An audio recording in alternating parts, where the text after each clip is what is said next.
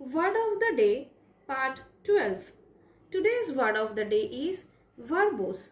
It is an adjective, meaning using more words than necessary, or too windy or long-winded in speaking or writing. অর্থাৎ প্রয়োজনের থেকে অতিরিক্ত শব্দের ব্যবহার করা, সেটা লেখার সময় বা বলার সময়, বা সোজা বাংলা যেটাকে আমরা বকাটে বা বাচাল বলে থাকি।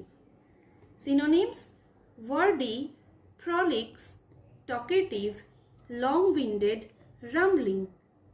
Antonyms: concise, brief, terse, compact, succinct. Use in sentences. First one, the teacher asked the student to avoid being verbose and keep answer short.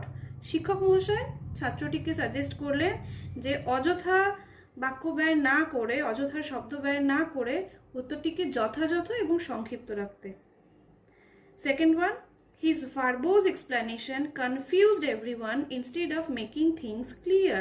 অর্থাৎ তার এই যে অযথা দীর্ঘ একটা ব্যাখ্যা, এক্সট্রা শব্দের ব্যবহার করা, এগুলো ব্যাপারটাকে ক্লিয়ার করার বদলে আরও অনেক বেশি কনফিউশনের কারণ করে তুলল।